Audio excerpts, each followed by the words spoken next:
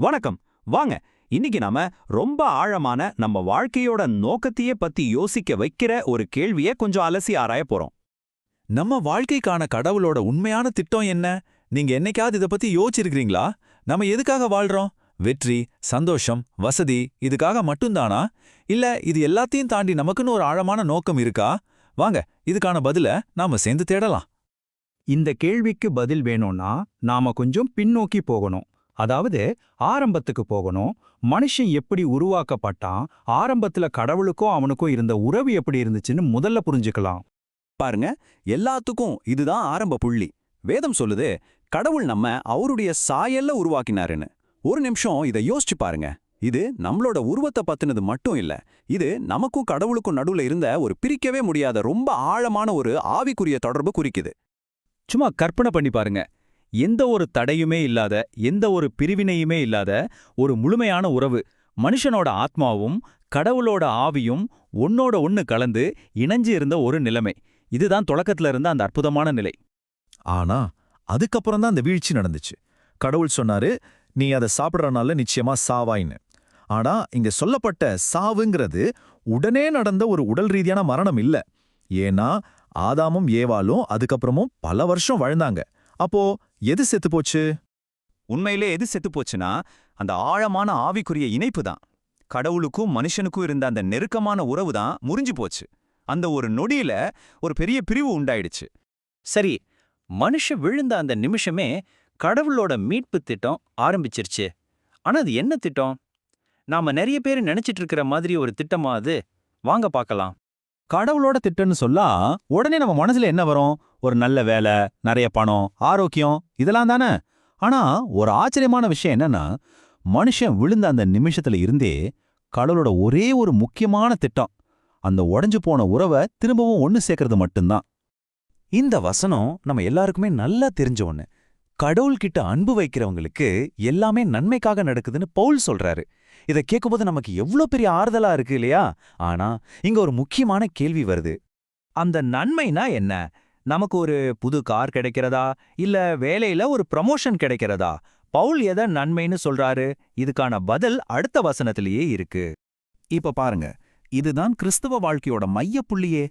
கடவுள் நமக்கு வாக்கு கொடுக்கிற அந்த மிகப்பெரிய நன்மை என்னன்னா, நாம அவரோட மகனான இயேசு கிறிஸ்துவோட சாயலுக்கு ஒப்பா மாறணுங்கிறது தான். இதுதாங்க கடவுளோட உண்மையான திட்டம். அப்போ நம்ம பாவங்கள் மன்னிக்கப்படுறது ஒரு அற்புதமான ஆரம்பம்தான். ஆனா அதுவே முடிவு கிடையாது. அது ஒரு பயணத்தோட முதல் படி. நம்மளோட உண்மையான இலக்கு என்னன்னா, நாம கிறிஸ்துவ போல மாறுறது தான். சரி, இந்த மாற்றம் எப்படி நடக்கும்? அது தானாவே நடந்துருமா? இல்ல, இதுக்கு ஒரு வழி இருக்கு.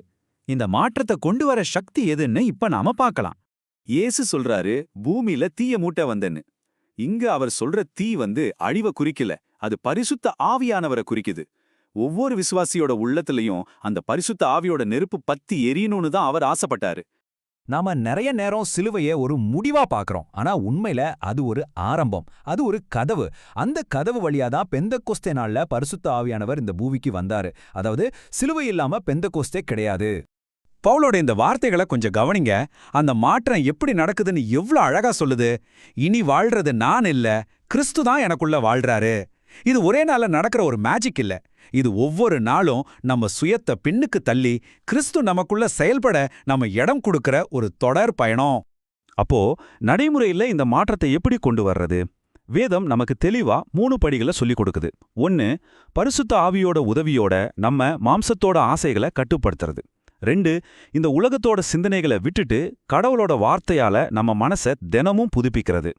3, நம்ம உடலையே நம்ம வாழ்க்கையையே உயிருள்ள பலியா அவருக்கு அர்ப்பணிக்கிறது. அதாவது நம்ம போராட்டங்கள் வீணானவை இல்ல, அவைதான் நம்ம மாற்ற செயல்முறையோட ஒரு பகுதி. இதுக்கு என்ன அர்த்தம்னா, நம்ம வாழ்க்கையில வர்ற கஷ்டங்களும் சோதனைகளும் சும்மா வரல. கடவுள் அதையெல்லாம் ஒரு கருவியா பயன்படுத்தி நம்ம கிறிஸ்துவோட சாயலை செதுக்குறாரு.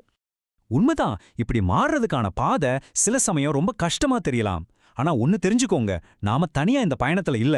அது மட்டும் இல்லாம இந்த பயணத்தோட இறுதியில நமக்காக ஒரு அற்புதமான வாக்குறுதி காத்துட்டு இருக்கு. இந்த வாக்குறுதியை கொஞ்சம் பாருங்க. நாம சும்மா ஜெயிக்கிறவங்க இல்ல, முழு வெற்றி பெறுகிறவர்களாம். ஆனா எப்படி?